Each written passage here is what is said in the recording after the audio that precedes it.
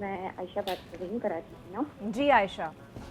میرا یہ سوال ہے کہ جیسے آج کیونکہ کل جیسے چاند گرہن تھا، تو اس حوالے سے ہی کہ قوم پرستی والی جو باتیں ہوتی ہیں نا، کہ ہمیں ایک غلط فہمیاں بھی ہوتی ہیں، اور ایک ہمیں ایک وہ بھی ہوتا ہے، وہم بھی ہوتا ہے کہ جیسے شادی ہو رہی ہے کسی کی لڑکی کی، اور وہاں پر کسی طلاق والی جو ڈیورس والی لڑکیاں ہوتی ہیں تو ان سے ملوایا نہیں جاتا کہ بھائی اثرات آئیں گے، اس کا کچھ ہو جائے گا، اس کے ساتھ کچھ غلط ہو جائے گا.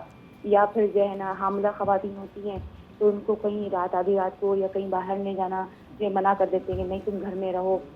اور جو ہے نا یا کسی محفل میں ہم ان کو لے کے جاتے ہیں تو وہ نظر لگ جائے گی، یا تمہارے ساتھ تمہارا مسکریج ہو جائے گا، یا یوں ہو جائے گا، یا تو یہ ساری چیزوں کے حوالے سے مجھے بات کرنی ہے کہ ڈیٹیل وائز کہ یہ کیا ہے، یہ آخر اس کے پیچھے کیا ریزن ہے.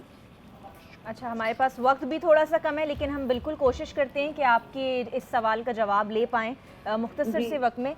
اچھا اوکے جی. اچھا، ہمارے ساتھ ایک اور کالر بھی موجود ہیں، ان کی بھی ہم کال لے لیتے ہیں. جی السلام علیکم.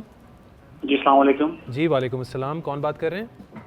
علی بات کر رہا ہوں کراچی سے. میرا جی سب مہمانوں کو بہت بہت سلام. جی علی. مجھے مفتی نور رحمانی صاحب سے یہ پوچھنا ہے کہ تعویذات کی جو ہے وہ کیا حقیقت ہے.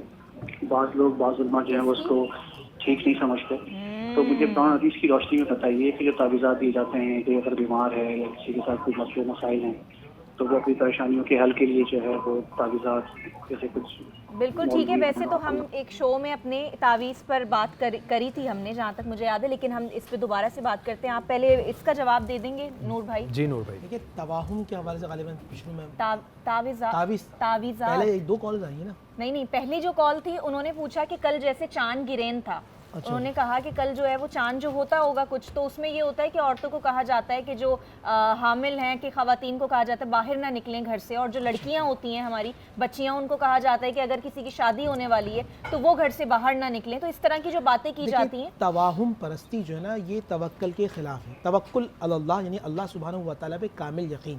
جتنا اس طرح کی توہم پرستی ہے یہ ہم نے ہندوستان سے اڈاپٹ کی ہے، اس کا شریعت سے کوئی تعلق نہیں ہے. اب آئیں تعویذ کے حوالے سے ایک بہت بڑا یعنی کہ غلط قسم کا کانسیپٹ ڈیولپ کیا جاتا ہے. وہ حدیث ہے ان الرقاء والتمائم شرکۃ، ان الرقاء والتمائم وطولۃ شرکۃ.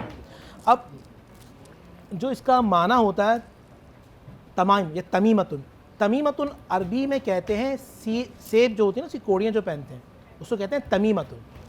اردو میں کوئی اس کا معنی تھا نہیں، تو جو اہل لغت نہیں تھے، جو خواہ کے اہل لغت بن گئے، انہوں نے اس کا معنی تعویذ کر دیا کہ تعویذ ہر قسم کا تعویذ. حدیث کوٹ کرتے ہیں ان الرقاء والتمائم وطولۃ شرک، حتیٰ کہ اس کا معنی تعویذ نہیں ہے بلکہ ایک مشہور اس زمانے کے دیوبند کے مشہور عالم مفتی تقی عثمانی، انہوں نے اپنی کتاب میں بھی لکھا کہ اس کا جو معنی عرف عام میں لوگ لیتے ہیں وہ غلط ہے. تعویذ میں اگر اللہ اس کے رسول اللہ سبحانہ و تعالیٰ کے نام لکھے، اسماء الحسنہ ہیں، وہ تعویذ بنا کے گلے میں ڈالا جاتا ہے، اس میں کوئی قباحت نہیں ہے.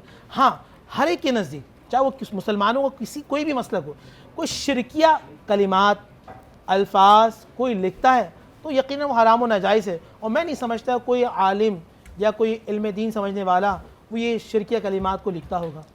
تو یہ جو غلط قسم کا کانسیپٹ لوگوں کے دماغ میں ڈالا جاتا ہے کہ ہر قسم کا تعویذ حرام ہے حرام ہے حرام ہے، اور پھر کفر کے اور شرک کے فتوے لگائے جاتے ہیں، یہ غلط ہے.